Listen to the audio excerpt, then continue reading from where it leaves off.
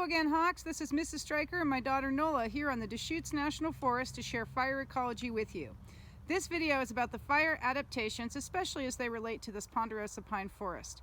We're making this video because you're learning about forest ecology, and I wish I were doing all these activities with you on a field study.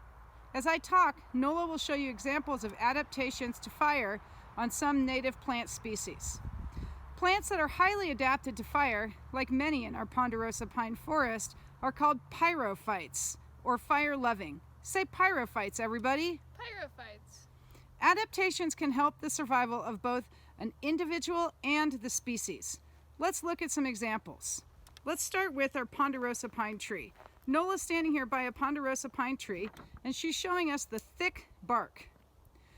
The bark is also in little puzzle pieces that when the fire comes in close to the tree, those puzzle pieces pop away from the tree and move the fire away from the base.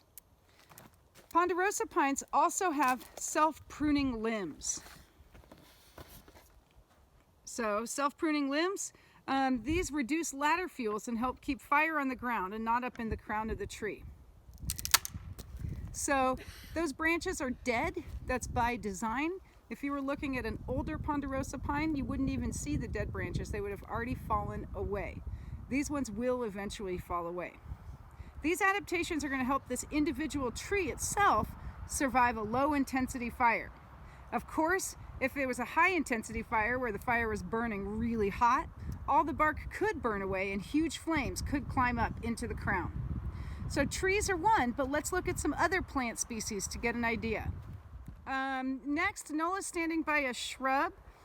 These shrubs, this is an example of the adaptation that's going to help the species and not the actual individual. So this shrub, like manzanitas, have seeds that can lay dormant in the soil for decades. And then when a fire comes through, it cracks the seed coat and they burn.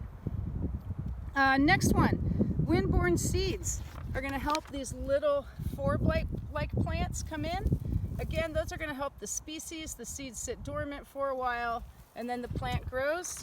And then finally, check out these cool fescue grasses. The fescue grasses are protected because they have dense leaf bases which protect the buds from heat-induced death. So even though the fire came through about a year ago, you can still see green growth on these because the plant itself didn't die. All right. Ponderosa pines on the east side forests of the Cascades are naturally adapted to fire, as all these plants show us. So, what questions do you have about your forests? Submit them to Mr. Oliver and I'll make some more videos and demos to help you answer your questions.